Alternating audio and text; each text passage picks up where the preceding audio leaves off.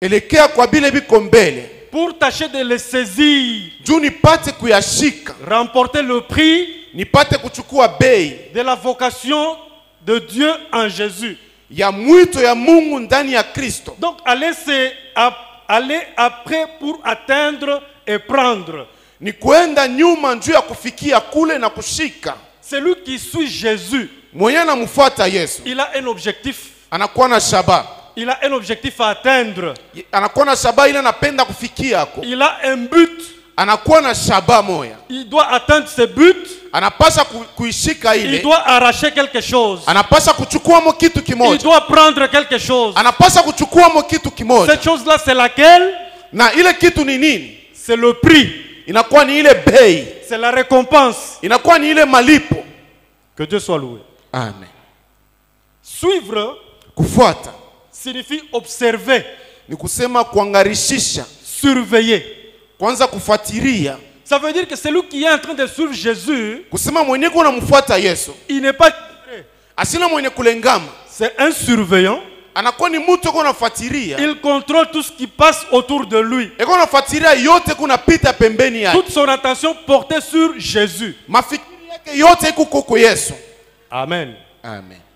Suivre signifie kufuata maana yake aller, kwenda, continuer d'aller dans une même direction. Kuendelea katika njia moja ile. Celui qui est appelé à suivre Jésus, ule anaitwa kumfuata Yesu, qui est son maître, yeye anakuwa mwalimu wake. Il est appelé à aller dans une même direction avec son maître. Anaalikwa kutembea njia moja na mwalimu wake. Amen. Amen. Si quelqu'un me sert, kama mtu akinitumikia, qu'il me suive, anifuate. Aller dans une même direction avec Jésus. Kwenda njia moja na Yesu. Donc toi et moi, kusema wewe na mimi, en tant que serviteurs, kama vile watumishi, la volonté de celui qui nous a appelés, mapenzi ya ule alituita, Jésus notre maître et Seigneur, Yesu Bwana wetu na mwalimu wetu, que anapenda nous puissions cheminer avec lui, tutembee pamoja naye, que nous soyons sur son chemin. Tuingie njia yake. Lui-même a dit, je suis le chemin, mimi ni njia, la vérité, kweli et la vie. Na uzima. Amen. Amen. Suivre signifie kufuata maana yake hivi, comprendre les raisonnements de quelqu'un, kuelewa mafikiri ya mtu, son enchaînement, gisi anajiongoza, ses implications, mubile bitu anatumikia, ses sous-entendus, na bile bitu yanafikiria kufanya. Amen. Amen. Comprendre les raisonnements de quelqu'un, kuelewa mafikiri ya mtu. Ici, il s'agit de Jésus, notre Seigneur. Huyu mtu tunasemezea hapa ni Yesu Bwana wetu. Celui qui suit Jésus, mwenye anamfuata Yesu, il doit savoir ce que Jésus veut. Anapasa kujua ni nini Yesu anataka. Il doit comprendre qu'est-ce que c'est la volonté de Dieu. Anapasa kuelewa mapenzi ya Mungu ni nini. Quelle est la pensée de Dieu? Mawazo ya Mungu ni nini. C'est en comprenant cela, ni kama ukielewa ile, que le serviteur ndio mtumishi sasa va devoir s'attacher et suivre. Ataweza kuambatana naye na kumfuata. Amen. Amen. Suivre, kufuata, signifie maana yake s'abandonner à, kujitoa ku, se laisser conduire par, kujiachilia kuongozwa na. Amen. Amen. S'abandonner à, kujitoa ku, c'est-à-dire ni kusema se remettre entre les mains, kujitoa mumikono de quelqu'un d'autre, ya mtu mwingine, pour que ce quelqu'un d'autre là juu ule mtu mwingine fasse de toi ce qu'il veut. Ye akufanye kile anapenda. Amen. Amen. Suivre Jésus, kumfuata Yesu, se laisser conduire par Jésus, kujiachilia Yesu akuongoze. Amen. Amen. Nous sommes serviteurs appelés à suivre Jésus. Tuko watumishi tunaalikwa kumfuata Nous Yesu. sommes en train de décortiquer le verbe suivre. Tuko nafafanua mtamko kufuata. Je voudrais que, chemin faisant, nitapendelea hapa tuko naendelea, que chacun commence à s'interroger, à s'examiner, kila mmoja aanze kujichunguza ndani et mwake, qu'il arrive à réaliser si c'est vrai, il est en train de suivre ou non Jésus. Afike mkuelewa kama ni kweli yeko namfuata Yesu wala hapana. Parce que celui qui suit Jésus, Ula namfuata Yesu, il est appelé à s'abandonner anaalikwa kujachilia entre les mains de Jésus mumikono ya Yesu, pour que Jésus fasse de lui ce qu'il veut, juu Yesu amufanye kile Yesu anapenda, pour que Jésus le conduise où il veut. juu Yesu amuongoze kule anapenda. Est-ce que vous êtes conduit par Jésus? Unaongozwa na Yesu? Est-ce que vous vous êtes abandonné entre les mains de Jésus? Je, unaisha kujitoa mikono ya Yesu? Amen. Amen. Considérant tout ce que nous venons de dire par rapport au sens du mot suivre, Tukifuatilia yote tunatoka mkusema juu ya mtamko kufuata, c'est-à-dire s'abandonner entre ses mains, kusema kujachilia mikono se yake, laisser conduire par lui-même Jésus, kujachilia Yesu akuongoze yeye mwenyewe, cela veut dire que ni kusema hivi, la personne qui s'engage mtu la anajingisha mkati, doit absolument éviter de se considérer, anapasha kuondosha heshima yake mwenyewe ne considérer que celui qui l'a appelé. na kuheshimia mpaka ule alimuita. Et quand nous lisons la parole de Dieu, Na tukisoma neno ya Mungu dans Matthieu chapitre 16, verset 24, je voudrais qu'on nous lise. Mathayo sura yake 16 shairi 24. Matthieu 16, 24, nous lisons la parole de Dieu. Alors Jésus dit à ses disciples, si quelqu'un veut venir après moi, qu'il renonce à lui-même, qu'il se charge de sa croix et qu'il me suive. En Swahili ici, on peut nous le lire.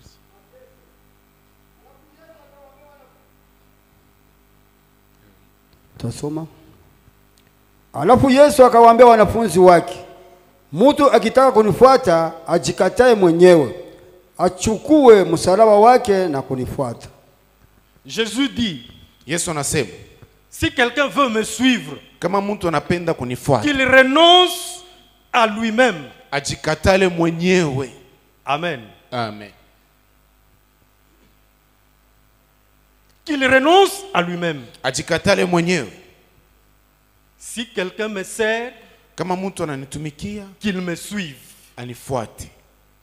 Les serviteurs de Jésus, Mtumishi wa Yesu, appelés à suivre Jésus, yeye anaalikwa kumfuata Yesu. Jésus lui demande une chose, Yesu anamulomba kitu kimoja, renoncer à soi-même. kujikatala mwenyewe. We na mie, tumekwisha kujikata. Toi et moi, est-ce que sommes-nous déjà renoncés? Yesu anatuambia tujikatae, Jésus nous dit renonçons à nous-mêmes. kisha tumfuate. Et Kama tukichunguze kujikata, si nous voulons examiner ces mots, c'est napo panakuwa renoncer. tena maneno mengi. Il y a encore beaucoup d'autres choses. C'est quitter, abandonner la possession, les désirs de quelqu'un, l'attachement à quelqu'un, à quelque chose. Ni kuachilia mania wala kimapenzi yako we mtu na kufuata kia mtu mwingine. Renoncer à soi-même, c'est dépouiller de tout amour propre. Kujikataa mwenyewe ni kuondosha mapendo ya kujipendelea we mwenyewe. C'est se dépouiller de toute valeur, de toute considération. Kuondosha maheshima yote yako mwenyewe. Kujikata, C'est renoncer. ça veut dire que unaangusha heshima yako. Donc faire tomber tout son honneur. Amen. Amen. Unaangusha utukufu wako. Laisser tomber toute sa gloire. Unasabu kile uko. Tu oublies ce que tu es. Kile bantu banajua uko. Ce que les gens te considèrent. Unebiangusha. Tu fais tomber tout ça. Kisha unamfuata Yesu. Et après tu suis Jésus. Je, uko tajari kumfuata Yesu? Es-tu prêt à suivre Jésus? Kama uko unamfuata Yesu, umekwisha kujikataa wewe mwenyewe? Si tu suis Jésus, est-ce que as-tu déjà renoncé à toi-même? Mwenye kujikataa C'est lui qui renonce à soi-même. ni ule anechika kushuka. C'est celui-là qui accepte de s'humilier.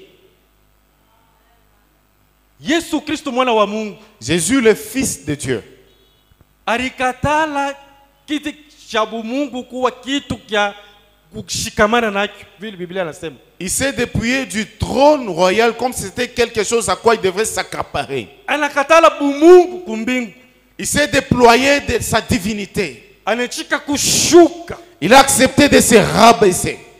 Ndi kusema alijikataa mwenyewe. Ça signifie qu'il a renoncé à soi-même. Mfano nzuri Ça, c'est un bon exemple ya mtu mwenye kujikataa, d'un homme qui renonce à soi-même. wakufuata Yesu C'est lui qui doit suivre Jésus. ni ule mwenye kujishusha, C'est celui-là qui sait se rabaisser. ashone heshima yake, Il ne voit pas son honneur, ashone utukufu il wake, ne voit pas sa gloire, ashone cheo il yake, ne voit pas son grade, ashone mali il yake, ne voit pas ses biens ou sa ashone richesse. nini au nini yake, Il ne voit pas quoi que ce soit lui appartenant. lakini anajikataa, Mais il renonce à soi-même. anashuka, Il se rabaisse. anamfuata Yesu. Il a suivi Jésus. Bwana asifiwe sana. Amen. Kumbe kufuata Yesu ni neno mkubwa sana. Donc suivre Jésus, c'est un grand thème de la vie. Tunaona kusema inafichika maneno makubwa ndani. Il cache beaucoup de choses en lui. Kama tukisome Biblia, Si nous lisons la Bible, tutaona mifano mbili ya watu wawili. nous verrons deux caractères de deux personnes. Mtu wa kwanza ni Petro. La première personne, c'est Pierre, Anaitwa na Yesu. qui a été appelé par Jésus. Yesu anamwambia unifate. Jésus lui a dit, suis-moi. Anaita na wanafunzi wengine, Et il a appelé même d'autres disciples. banaanza kumfuata Yesu. Ils ont commencé à suivre Jésus. Sasa Pierre siku moja. Un jour, Pierre, Hili nasema ukisome Matthieu chapitre 19 verset 27 utaikuta. dans Matthieu 19, 27, tu vas trouver ce que j'ai dit. Pierre anamwikarisha Yesu pale. Jésus a appelé à partir Jésus. Anaanza kumuuliza, Pierre a demandé à Jésus, we Yesu, toi Jésus, uniambie kwanza. dis-moi d'abord, Voici nous avons tout quitté tazama tuliacha vyote et nous t'avons suivi. na tunakufuata wewe. Nous avons tout quitté. Tunaacha vyote. Manake Pierre alijikataa. Ça signifie que Pierre s'est renoncé à soi-même. Kile ye alikuya Petro. C'est qu'il était en tant que Pierre. Kazi alianza kufanya. Le service, le travail qu'il faisait, Ile faida alianza kupatia mukazi yake. l'intérêt qu'il avait dans son travail, Heshima yote alikuya nayo Petro. toute la considération qu'il avait, Anebiacha. il les a tout quittés. Kisha namuuliza Yesu, Et maintenant, il a demandé à Jésus, mimi naacha byote. j'ai tout quitté. Aina paka mimi na hapa bote niko na hapo. Ce n'est pas seulement moi, avec tous ceux qui m'entourent. Tunakufata. Nous t'avons suivi. Maana yake tunaacha heshima yetu. Ça signifie que nous nous sommes déconsidérés. Tunaacha malipo yetu tulikuya na tunapata. Nous avons abandonné toutes les rémunérations que nous avions. Tunakufata Yesu. Nous t'avons suivi, toi Jésus. Tutaonea amo nini? Maintenant, que gagnerons-nous? Amen. Amen. Kama ukifuata jibu ya Yesu, Si tu examines la réponse de Jésus, Yesu alimurasure. Jésus l'a rassuré. Hakuna ule ananifata mimi kisha kujikata, Il n'y a personne qui peut me suivre après avoir abandonné à soi-même. abakie waole hapana. Qu'il demeure malheureux, non. Muko faida. Il y a de l'intérêt. Hapa pa dunia Ici sur la terre kisha na katika ufalme wa mbinguni. et jusque dans le royaume des cieux. Amen. Amen. Ule anachika kufata Yesu, C'est lui qui accepte de suivre Jésus. anapasha kuya na assurance. Il doit avoir l'assurance. Juu ule Yesu Bwana na mfalme wetu Parce que c'est Jésus, notre Seigneur et notre Sauveur. alisema Il a dit, mitakuya nanyi je serai avec vous hata mwisho wa dunia. jusqu'à la fin du monde. Bwana sifiwe sana. Amen. Petro anasema j'ai tout quitté. Pierre a dit, ninaachilia yote. Wewe na mimi tumekwisha kuacha yote. Toi et moi, est-ce qu'avons-nous déjà tout quitté? Tusha kuangusha maheshima yetu. Avons-nous déjà fait tomber toutes nos considérations? Bile biote bile binetupa faida. Tout ce qu'on avait comme dignité ou valeur. Juu ya utukufu wa Yesu peke yake. Mais pour la gloire de Jésus seul, Lakini mimi napenda magharibi ya leo. je voudrais ce soir Mungu apate kutusaidia sana. que Dieu nous aide vraiment. Exemple ya pili tutasoma nayo. Le deuxième exemple que nous allons lire, Marc chapitre 10 dans Marc chapitre 10, verset 21 à 22. le 21e jusqu'à 22e verset, nous lisons d'abord en français. Marc 10, 21 à 22. Jésus l'ayant regardé, Anzia tu mu 19. 19. du 19e verset jusqu'au 22e. Tu connais les commandements, tu ne commettras point d'adultère, tu ne tueras point, tu ne déroberas point, tu ne diras point de faux témoignages, tu ne feras tort à personne, honore ton père et ta mère. Il lui répondit, Maître, j'ai observé toutes ces choses dès ma jeunesse. Jésus l'ayant regardé, l'aimant et lui dit, il te manque une chose. Va, vends tout ce que tu as, donne-le aux pauvres, et tu auras un trésor dans le ciel, puis viens et suis-moi. 22. Mais affligé de cette parole, cet homme s'en alla tout triste, car il avait des grands biens. Amen. Amen. Mtu wa pili. La deuxième personne, Paka vile Petro alimfuata Yesu. tel que Pierre a suivi Jésus. Anamuuliza tunaacha biote tunakufuata. Il lui a dit, nous avons tout quitté, nous t'avons suivi. Huyu na ye anakuwa kumuuliza Yesu. L'autre aussi est venu demander à Jésus. Mtu alikuwa na mali mingi. Il avait beaucoup de biens. Bwana, Seigneur, tafanya nini juu ya kupata ufalme? que dois-je faire pour hériter le royaume des cieux? Yesu anamwambia. Jésus lui a dit, Asemi Biblia inasema hivi. la Bible dit ceci, Maamuri yote 10. voici tous les commandements. Usiuwe, usiibe, Ne tue point, ne vole point. Anamutaia makomandama yetu vile banatusomea. Il a énuméré tous les commandements. Ule mtu anamwambia nini? Qu'est-ce que cet homme lui a dit? Aseme Bwana, tangu ujana Maître, wangu dès ma jeunesse, militimiza ile maneno yote. j'observais ces choses. Bile biote unaniambia sina na problème. À tout ce que tu m'as dit là, je n'ai pas de problème. Mishibake, Moi, je ne vole point, mishiwake, je ne tue point, mishisharatikake, je ne commets point d'adultère, mishifanyake hivi, je ne fais pas ceci, mishifanyake hivi, je ne fais pas mishifanyake cela, hivi. je ne fais pas cela. Yesu anamwangalia. Jésus l'ayant regardé, Biblia inasema Yesu akamupenda. la Bible dit que Jésus l'aimant. Kisha Yesu anamwambia, Et Jésus lui a dit, kuna kukosa kitu hiki il te manque une chose. kimoya. Une chose. Kile kimoya kile ndio kinakuampeshe kunifata. C'est la seule chose qui t'empêche de me suivre. Sasa mimi nakwambia acho. Maintenant, je te le dis. Beba mali yako yote. Prends tous tes biens, Beba vitu vyako vyote, tout ton trésor, uzisha. vends ça. Kisha ile utapata Et ce que tu vas gagner, kabula après la vente, masikini. va distribuer aux pauvres. Kama unaisha kufanya vile, Et quand tu auras fini de faire ukuye ça, sasa viens alors unifate. et suis-moi. Amen. Amen.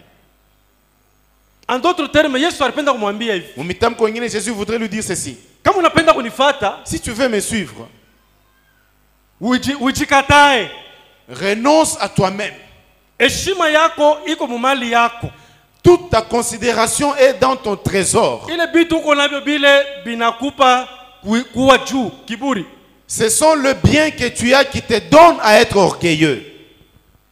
Na ile inakuya obstacle kweye kunifata. Et cela est devenu un obstacle pour que tu me suives. Kumbe wende ubiuzisha ukabule masikini. Alors va les vendre et donner aux pauvres. Kisha unifate. Et après tu vas me suivre. Verset 22 inasema hivi. Le 22e verset dit ceci. Aseme ule mtu akahuzunika. Cet homme était affligé. Akachukizwa. Il était tellement affligé. Anakatala kujikataa. Il a refusé de renoncer à soi-même. Anakatala kushuka. Il a refusé de se rabaisser. Akachukizwa. Il était tellement affligé. Kisha akamwacha Yesu akae. Et il a laissé Jésus, il est parti tout triste. Amen. Amen.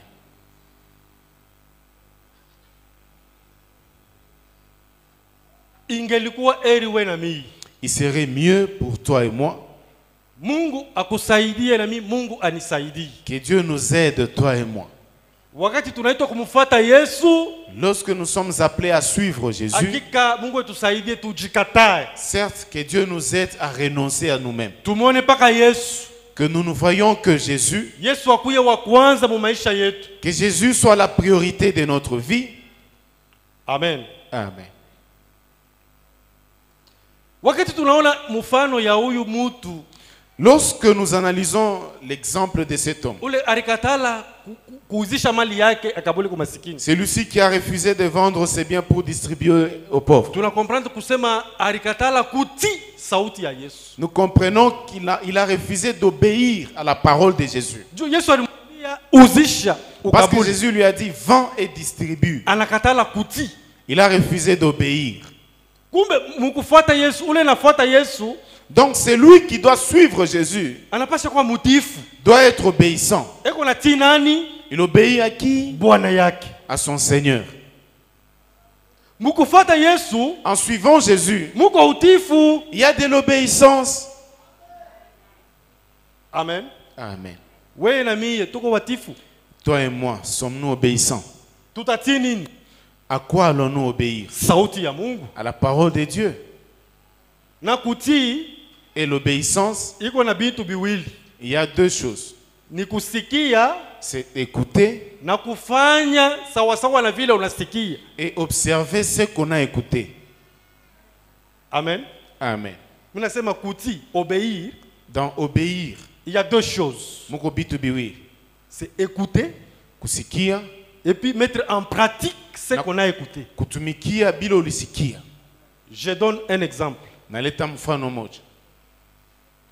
Papa Kabangi, Papa Kabangi, simama. veuillez vous tenir debout. Amen. Amen. Pale mimi naita Papa Kabange. Lorsque j'appelle Simama. Papa Kabangi, veuillez vous tenir debout. Anasimama. Il s'est tenu Ça veut debout. dire que muko bintu ngapi? Nous kusema, il y a combien de choses? Kitu cha kwanza alisikia. La première des choses, il m'a écouté. Amen. Amen. Na kila alisikia kile Et ce qu'il a écouté kinamucommuniquer message. lui a communiqué un message. Na ile message ile Et ce message inamuomba afanye tendo. lui a demandé de poser un acte. Sasa mimi ule mimi namucommuniquer message Alors moi qui lui ai communiqué ce message, pour que ni comprendre kusema anasikia, pour qu'il comprenne qu'il m'a écouté, mita évaluer tendo ile anapose. je vais évaluer par le geste qu'il va poser. Hivi anasimama. Comme il s'est tenu debout, Mimi na comprendre kusema alisikia. moi alors j'ai compris qu'il m'a écouté. Juu anati. C'est parce qu'il a obéi. Mwikale merci. Veuillez vous asseoir. Bwana sifiwe sana. Amen. Deutéronome chapitre 28 verset 1. Kumbukumbu la Torati sura ya 28 Betu shairi ya somei. kwanza. Betu somei.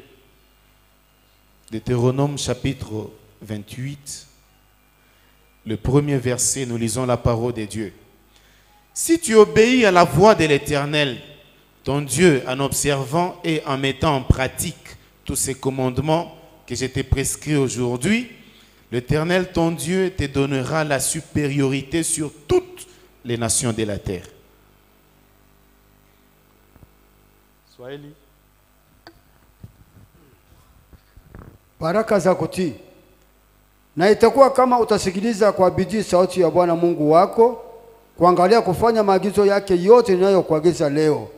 Bwana Mungu wako atakuweka juu kuliko mataifa yote ya dunia. Amen. Amen. Huyu ni Mungu yuko anamwambia Musa. Là, c'est Dieu qui parle à Moïse. Aseme si tu obéis Asema kama tu unatii à la voix de l'Éternel kwa sauti ya wa milele, en observant ukifuata wala et kuheshimia en mettant en pratique na ukitumikia tout ce que je vous ai prescrit. hii yote ninawaandikia, Conséquence ni nini? matokeo takuwa ni nini? Ni baraka. C'est la bénédiction. Amen. Amen.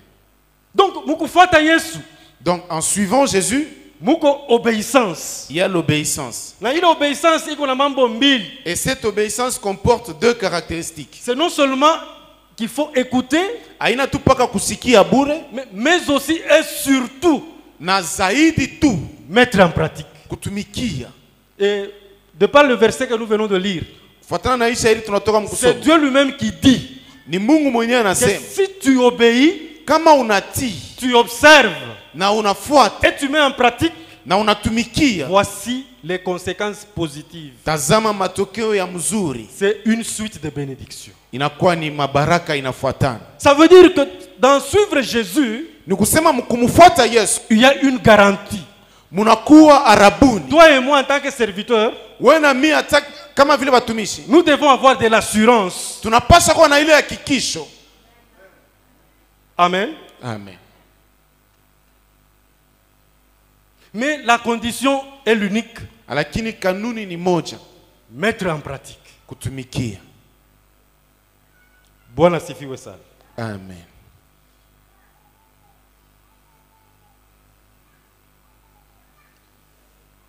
Masiku ya leo ya mwisho, Ces derniers jours, kanisa ya Mungu iko na maproblème. L'église de Dieu a beaucoup de problèmes. Kanisa iko na ma difficulté munene. L'église a des grandes difficultés. Paulo anamwambia Timothée, Paul parle à Timothée. aseme dans les derniers jours, Katika siku za mwisho il y aura des temps difficiles. kutakuwa manyakati ya ngumu. Pourquoi? Parce que les hommes seront irréligieux. Juu watu abatapenda maneno Il y ya a beaucoup Mungu. de choses que Paul a pu décrire. Kuko bitu ya mingi Paulo anandika. Les hommes seront insensibles, Watu hatakuwa wasikilivu. ayant l'apparence de la piété, Bataonekana sa watu wa kupenda mais bya reniant Mungu. ce qui en fait la force. Lakini beko na bya bongo ndani mwao. Katika siku za mwisho njoo yetu hii. En ces derniers jours, c'est ça nos jours ici. Kanisa iko magumu sana. L'église a beaucoup de problèmes. Juu ya nini? Pourquoi? Batumishi ya Mungu Les serviteurs de Dieu, beko bepesi kusikia, ils sont rapides à lakini écouter, kuti c'est un problème. mais pour pratiquer na kwa ni magumu. Amen. Amen. Mimi napenda Mungu etusaidie. Je voudrais que Dieu nous aide. Kama tukikompare église primitive Si nous essayons de comparer kanisa ya mwanzo na kanisa yetu ya leo et notre église d'aujourd'hui, au batumishi ya Mungu baba yetu, ou nos pères qui étaient serviteurs d'antan, tuanzie hata pa generation ya baba muzazi wetu déjà en commençant par la génération des Baba, kushuka na kule chini aller jusqu'en bas. na shie hapa sasa, Et nous qui sommes venus à cette époque, kuko difference munene. il y a une grande différence. Na ile difference iko pa nini? Et où se base cette différence? Pa neno ya kuti, Sur l'obéissance. kusikia na kufanya sawa sawa vile unasikia Écouter neno ya et Mungu. pratiquer tel qu'on a écouté la parole de Dieu. Kumbe ingelikuwa yeye Mungu etusaidie sana. Il serait mieux que Dieu nous aide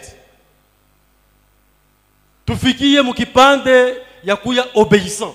que nous arrivions jusque dans la dimension d'être obéissants Jo tutumie neno ya Mungu. pour que nous puissions pratiquer la parole de Dieu. Niko karibu kumaliza leo Mr. Kao. Je tends vers la fin. Yule eko na mettre en pratique neno ya Mungu, C'est lui qui met en pratique la parole de Dieu. Biblia inamconsidere kuwa muntu wa akili. La Bible le considère comme une personne sage.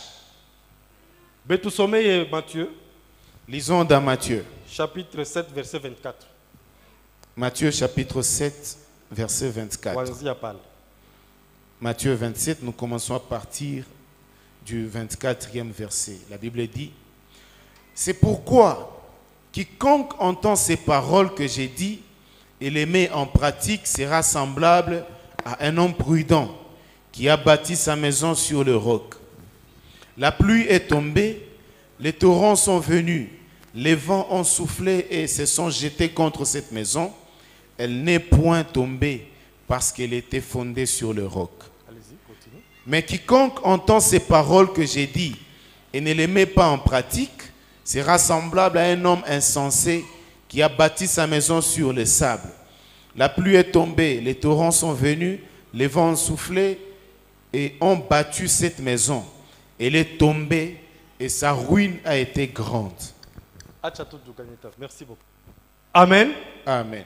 Yesu anasema hivi. Huyu ni Yesu anasema. Là, c'est Jésus qui parle. Asema uleko nasikia sauti yangu Il dit, c'est lui qui entend ma parole na anaiweka katika tendo, et qui met ça en pratique. anafananishwa na mtu wa akili. Il est semblable à un homme prudent. Mtu wa akili ule anajenga nyumba yake juu ya mwamba. C'est lui-là qui a bâti sa maison sur le roc. Mvua inapika, La pluie peut tomber. upepo unavuma, Les torrents peuvent passer. lakini ile nyumba inabakia solide. Mais cette maison reste stable. Lakini yule anasikia Mais c'est lui qui entend.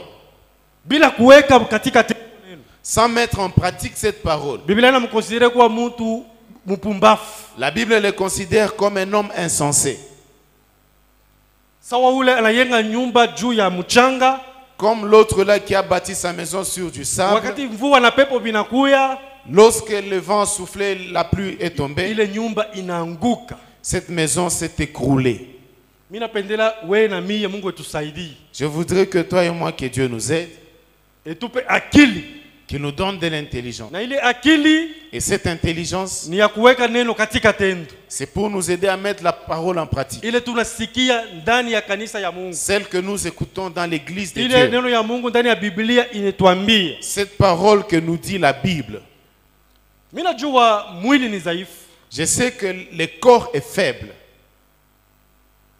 Juu Paulo mwenyewe anasema hivi, Parce que Paul lui-même dit, kama ukisome Romains chapitre 7, si tu lis dans Romains chapitre 7, kizuri kile mimi napenda kufanya nashindwa kukifanya, le bien que moi je voudrais faire, je n'arrive pas à le faire. kibaya kile mimi nakatala kufanya njo kile ni unafanya. Mais le mal que j'ai, c'est ce que j'ai fait. Ole wangu mimi, nani ataniokoa? Malheur à moi, qui peut me sauver? Wakutusaidia ni nani? Qui peut nous aider? Yesu anasema, Jésus dit, mimi sitawacha yatima. je ne vous abandonnerai pas orphelin. Juu ya nini? Pourquoi? Juu aliyua udhaifu wetu. Parce qu'il connaît notre faiblesse. Tunashindwa, tuko incapable kwa sisi wenyewe kutii neno ya Mungu. Par nous-mêmes, nous sommes incapables à observer la parole de Dieu. Tunalazimishwa kuwa na msaada. Nous avons besoin de l'aide. Ndio pale Yesu anasema, C'est là que Jésus dit, tawatumia msaidizi. je vous enverrai l'aide ou le consolateur. Wakati wewe na mimi tunasikia neno ya Mungu, Lorsque toi et moi avons-nous écouté la parole de Dieu, tunasikia furaha. nous ressentons la joie. Unasikia kuroho kuna kuwaka furaha. Nous nous sentons égayés au cœur. Lakini pakufika kumaterialize ile tunasikia mutendo, Mais pour arriver à matérialiser ce que nous avons écouté, panakuya problème. il y a alors un problème. Amen. Amen. Nani atatusaidia pale? Qui peut nous aider à ce niveau? Roho wa Mungu peke yake. L'Esprit de Dieu seul. Yesu anasema atawatumia roho, Jésus dit, je vous enverrai l'Esprit, mfariji, le consolateur. atamiongoza, Il vous conduira. atamiwezesha. Il va vous aider. Amen. Amen. Kumbe kama tuna na roho ya Mungu, Donc si nous n'avons pas l'Esprit de Dieu, tutashindwa kumfuata Yesu. nous ne saurons pas suivre Jésus. Paulo anasema, Paul dit, je fais une chose, ninafanya tendo moja, je me porte vers ce qui est en avant. ninaelekea ile kombele yangu. Jana mimi nilisema hii maneno mzee Jean, Hier j'ai parlé de ça quand vous étiez alitufundisha mengi muile thème je cours. Il nous a tellement enseigné sur ce thème. Paulo anasema, je sais, j'ai la garantie, Asema niko na hakikisho. c'est parce que Christ m'a déjà saisi. Ninju Kristo anesha kunishika. Paulo anasema muile mbio, Asema dans cette course, Yesu amekwisha kunishika. Jésus m'a déjà saisi. Ashikuone mkono wa Yesu physiquement. Il n'a pas vu la main de Jésus physiquement.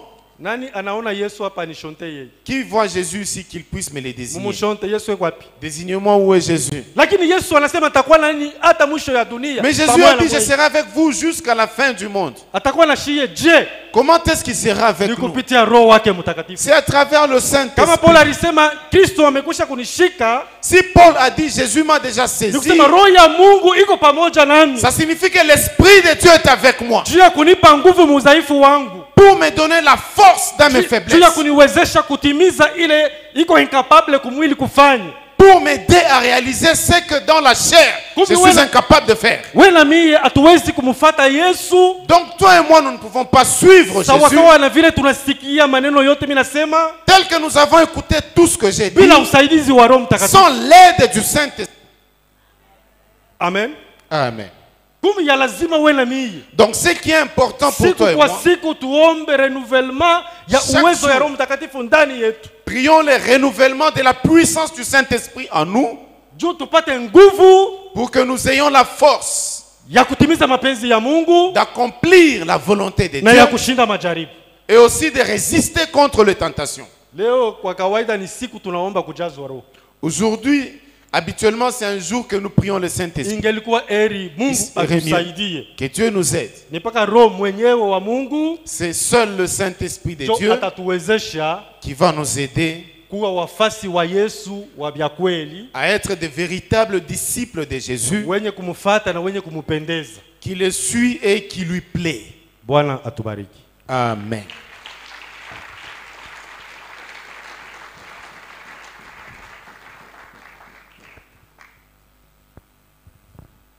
Shangilia neno la Bwana, shangilia neno la Bwana.